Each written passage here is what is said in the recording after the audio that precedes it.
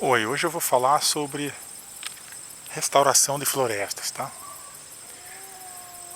Então, devido à agricultura, à necessidade da agricultura, como a gente pode ver aqui, nessa região cafeeira de Minas Gerais, e também pela expansão urbana e a pecuária, originou-se uma necessidade de destruir as florestas, tá? Na verdade, o Brasil deveria ser um país que cultivasse e vendesse florestas, em vez de ser um país que investisse tanto na agricultura. A gente poderia ter uma economia baseada em florestas, que acho que até seria em longo prazo uma economia muito mais lucrativa para o Brasil. Só que a realidade não é essa, tá? A realidade é a que a gente está vendo aqui. Muitos cultivos, muitas áreas destruídas, abandonadas. Até ali a gente pode ver algumas áreas que estão erodidas ali perto da casa, ao centro aqui do vídeo, tá? Então, já que as florestas foram derrubadas e as áreas abandonadas, existe uma demanda por recuperar essas áreas. O pessoal da USP de Piracicaba, o Ricardo Ribeiro Rodrigues, Sérgio Gandolf e outros pesquisadores, eles têm se empenhado em criar métodos para recuperar áreas degradadas, tá? Dependendo da fonte dos propágulos, das sementes e das condições de degradação, o método pode variar. Por exemplo, aqui nessa região existem florestas próximas à área onde a gente está. E também há regiões onde não existem florestas e as áreas estão muito degradadas. Aqui a área onde a gente está, ela tem alguma vegetação, a maior parte dela é campo, mas existem aqui algumas plantas nativas, como por exemplo o Solanum lycocarpum, que é a fruta de lobo, tá? O que acontece é o seguinte: existem várias formas aí de recuperar. Quando a floresta não existe e quando a área está muito ruim, como algumas áreas lá que a gente pode ver, ó, que está a terra exposta, há uma necessidade de plantios com mudas. Seria esse caso aqui, ó, tá? Quando a área está um pouco melhor, como aqui, ó, onde já tem algumas plantas, é possível fazer outros métodos de recuperação, como colocar poleiros, que seriam espécies de postes, né, com a forma de as aves chegarem aqui. A gente está escutando até aí várias aves, né? Elas chegariam e defecariam e largariam as sementes. Outra forma é você pegar um pedaço do terreno dentro da floresta. Vamos supor que esse aqui fosse um pedaço de terreno dentro da floresta com ingá e várias outras espécies. Um banco de sementes ou um banco de plântulas, recortar com uma pá, colocar num caminhão e colocar diretamente aqui na área que será recuperada.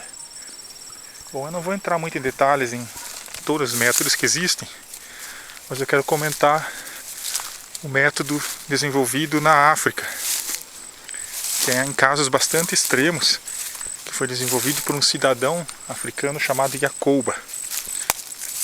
O que o Yacoba pensou foi o seguinte: em fazer buracos, tá? E esses buracos, eles acumulariam água. E a partir disso, ele enriqueceria os buracos com serrapilheira ou até com fezes de gado. Aqui é uma região que tem bastante gado, a gente poderia até usar isso. E o que ele faz é o seguinte: coloca aí as mudas das plantas e acaba acumulando a água durante as chuvas nesses buracos e garantiria um suprimento de água. E o que ele tem feito é na região dos limites da floresta com o deserto na África. É uma situação muito mais complicada do que aqui, e ele tem conseguido regenerar florestas nessa situação bem mais drástica. Esse terreno aqui, que é um terreno abandonado, que pertence ao meu pai, eu estou tentando recuperar a área, até para o pai ter aí um pomar. Mas a ideia é colocar bastante espécies nativas e realmente fazer um trabalho testando quais são as possibilidades de recuperar essa área, partindo das ideias do africano. A única diferença é que aqui, vocês podem ver, ó, é um terreno muito mais acidentado do que o terreno que ele trabalha na África. Isso tem uma preocupação, pois na África o método dele funciona bem porque a água acumula nos buracos. Já aqui tem buracos aí em cima, logo eu vou mostrar para vocês. O que acontece é que a água ela vai descer e vai acabar lá embaixo, ó, onde está o rio. Bom, mesmo assim, há um ano eu comecei a instalar o experimento aqui. São cerca de 108 buracos. Tem um buraco, vocês podem ver como é. E nesses 108 buracos eu plantei aí cerca de 20 espécies. Não no mesmo dia, né? Mas em vários dias aí eu plantei 20 espécies. Que estão aqui na folha, ó. Vocês podem ver, tem jacarátia, mamoeiro do mato, Cicas revoluta, que é uma gimnosperma, que vai demorar aí uns 3 anos até para germinar. Criptocária, uma canela, Psidium, a goiaba, 3 espécies de rutácea e citros, né? Laranjeira, limoeiro e laranja-lima. A mexerica. E depois eu plantei kiwi, acerola, o feijão, né? Ficus, Jatropha curcas, que é um biocombustível, também adaptado a regiões bastante áridas, supõe-se. Casalfinea ferrea, o pau-ferro, uma leguminosa. Ingazeiro, uma leguminosa. Café, o abacate, o jambolão, que é zizipus. E hoje eu vou plantar a nonácea, o araticum e araucária. A minha ideia é, depois, isso foi feito já há um ano, a maioria dessas plantas já estão aqui há um ano e foi plantado com semente. A minha ideia é no futuro ver o que acontece, qual dessas 20 espécies que teve um melhor resultado aqui. Diferentemente da maioria dos métodos de restauração, eu resolvi utilizar aqui sementes. Eu quero também testar, se além de testar 2 tipos aí de tratamentos que eu já vou explicar, se é possível restaurar florestas com sementes. Então, aqui tem um espaçamento de 1 metro e tem 2 tratamentos. O primeiro tratamento é o buraco sem matéria orgânica e o segundo tratamento é o buraco com matéria orgânica que eu trouxe da floresta e agora eu estou cortando aqui a grama, colocando ao redor aqui das plantas. E essas 20 espécies foram plantadas aí sempre com sementes, em números variados de sementes e em épocas variadas. Aqui vocês podem ver que germinou bem o ingá. Então aqui nós temos um desenho que ele tem cerca de 50 repetições para cada tratamento e cerca de 20 espécies aí para a gente ver qual espécie tem o melhor resultado. Já vou subir um pouco mais aqui. Ó, aqui tem um abacateiro que está regenerando. Vou mostrar aqui em cima do formigueiro uma visão geral do trabalho. Aqui, ó. Aqui a gente pode ver, ó, que tem algumas unidades amostrais, que a ideia aqui também é depois, né, se for feita uma casa, tem uma espécie de bosquezinho envolvendo todo o terreno, tá? Bom, então nós temos cerca de 80 covas aqui. Ali embaixo também tem algumas. E esses 2 tratamentos principais. O que acontece? Faz um ano que isso aqui foi instalado. Instalei em março de 2013. E O principal problema aqui é a irrigação. As plantas aqui têm uma dificuldade muito grande em crescer, não só em crescer, em germinar. O café, por exemplo, germinou numa época muito seca e as plantas não evoluíram. E também incêndios. Vocês podem ver que aqui está bem seco. E o ano passado, em agosto, ocorreu uma queimada aqui. Agora a grama já se recuperou. E os buracos eles foram também importantes nessa época, porque quando aconteceu a queimada aqui, eu tinha cerca de 50 covas habitadas por plantas. Somente uma morreu a planta dentro da cova. Só que agora eu já vou me antecipar, né? Eu vou cortar a grama bastante aqui, para evitar que aconteça isso, né? Que aconteça da queimada invadir aqui e destruir as plantas quando elas saírem para fora do buraco. Bom, vamos falar um pouco dos resultados que a gente tem aqui. O que aconteceu com algumas espécies? A maioria delas não passou no teste, tá? Nem na germinação e nem no crescimento inicial. Os melhores resultados aqui, eles foram obtidos pelo engazeiro. Então, o engazeiro, ele está aqui em cerca de 90% das covas, germinou e cresceu. E eu plantei ele logo após retirar as sementes da despolpar, né, o ingá. Então ele germinou muito rápido e é a planta que tem melhor sucesso aqui. O café, ele foi plantado em outubro de 2013. Somente agora que ele está começando a vir aqui. Também, apesar de ter uma germinação lenta, um desenvolvimento bem lento, está dando um resultado interessante o café. É uma das plantas aqui que está sobrevivendo. Aqui nós temos o engazeiro, que aqui nessa situação que é uma situação bem limítrofe, vocês podem ver que o solo é rachado, ó, e está conseguindo sobreviver. Mas aqui é necessário você pelo menos uma vez por semana, durante a estação seca, colocar água.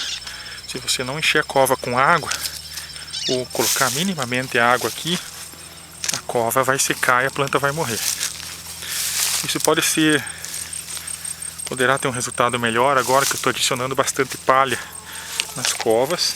E também você pode resolver isso com hidrogel, que é uma substância à base de silicone, que ela é capaz de reter 1000 vezes o seu peso em água. Então, se vocês colocar uma grama de pó de hidrogel aqui em cada cova, ela vai assegurar 1 litro de água. Bom, voltando às espécies. A única espécie aqui que eu utilizei plântula mesmo, que eu trouxe as plântulas e coloquei na cova, foi há pouco tempo. Foram as figueiras. Só que as figueiras, elas têm um detalhe, elas não são plantas que evolutivamente evoluíram para viver na terra. Elas são hemipífitas, elas estrangulam a árvore onde a semente germina. E elas sobrevivem muito bem em hábitats, pelo menos nas fases iniciais da vida, em ocos podres das árvores. Depois é que elas chegam a emitir raízes ao solo e sobreviver. Então aqui tem um lado aqui do experimento que era só com figueiras. Em maio do ano passado, 2013, eu coloquei aqui uma espécie de segundo experimento. Tinha 54 mudinhas de figueiras aqui e teve 2 ataques de formigas nelas. Agora aqui tem cerca de 6 figueiras. Deixa eu ver se eu acho uma. Aqui, ó. Ali tem uma, ó. Essa foi uma das que sobreviveram aos 2 ataques de formigas, que foi o que mais aconteceu de ruim aqui para as figueiras. É uma planta que não é para ser colocada diretamente na terra, mas eu queria justamente tirar essa dúvida. Será que seria possível colocar uma hemipífita aqui e ela sobreviver? Então isso aqui é uma espécie de segundo experimento. A resposta é sim, é possível. Ela vai sofrer ataque de formiga, mesmo colocando veneno aqui para formiga, o ataque aconteceu 2 vezes. Mas como ela tem uma parte radicular muito forte, ela tem uma espécie de bulbo entre a raiz e o caule, ela segura muita umidade ali e ela consegue rebrotar várias vezes. Então a figueira está aqui com 6, 7, 8 indivíduos dos 54 originais, mas ela está conseguindo sobreviver. É difícil realmente nessa fase inicial controlar as formigas. A coisa que eu ainda não consegui controlar aqui é o ataque de formigas. Eu não sei como é que vai ser nesse inverno com essas plantas, com as formigas atacando. Vamos ter que pensar numa situação aí para proteger as plantas. O que mais que eu posso falar? Feijão eu utilizei mais para criar uma biomassa inicial também, para depois entrar com as outras plantas. Aqui nessa cova está germinando aí, o encaseiro germinou, e aqui tem alguma outra coisa vindo que talvez seja os zizipos, tá? Daquelas espécies que eu coloquei no começo, jacarátia, criptocária, a própria goiaba, nenhuma delas demonstrou bons resultados. Algumas até tiveram 5 a 10 covas aí preenchidas, até mais, mas logo depois morreram, porque essa primeira parte foi instalada em agosto, em maio, junho do ano passado, em pleno inverno. O kiwi não aconteceu nada, a cerola nasceu algumas, não resistiram. O feijão nasceu e foi muito atacado por formiga, mas ele cumpriu a sua missão aqui, que era formar uma biomassa. O ficus eu coloquei aqui nessa área, e agora que eu coloquei aqui com plântulas, vamos ver o que acontece com a implementação dos ficus no verão. Aqui estão as figueiras, ó. A Jatropha curcas, em minha opinião foi uma decepção. Era uma planta muito resistente, que a literatura fala que é muito resistente, mas não deu certo aqui não. Foi muito atacada por formiga, embora ela rebrotasse. Deixa eu ver se eu acho uma aqui. Aqui não. Daqui a pouco eu acho, eu mostro para vocês onde está o pinhão manso aqui. Falava que aguentava regimes de precipitação bastante baixos, com pouca água, mas não resistiu muito bem não. Embora ela tenha brotado aqui. Vamos ver. Quais outras espécies? O pau-ferro nasceu bem. Aqui tem uma, ó. Ali está o pinhão manso, ó. Aquela ali. Aqui nasceram outras coisas que vieram com o vento, ó. Micônia. Essa outra plantinha não sei o que é. E a Jatropha teve menos de 20% aí das covas com sucesso, depois de vários meses aí que a gente implementou. Então o pinhão manso ele não é essa resistência toda, e tem que pensar aí como fazer ele sobreviver nessa região. O pau-ferro, tem um pau-ferro, tá ali, tá vindo bem, tá? Germinou bem, tá vindo bem. A gente ainda tem que ver como é que ele vai se comportar em longo prazo. O abacate, ele é uma planta estranha, ele germina melhor se estiver seco e cresce no começo se estiver seco. A maioria das covas onde o abacate deu certo são as covas que não têm a matéria orgânica, são covas mais secas. E onde eu coloquei matéria orgânica, o caroço do abacate apodreceu. Então vejam só, para você cultivar as plantas, você tem que ter essa situação tem bastante variação aí, que é bom para uma planta, pode ser péssimo para outra. Então, por isso que é importante você, talvez um plantio de restauração, colocar uma grande diversidade e aí ver realmente quem que vai sobreviver pela própria seleção natural.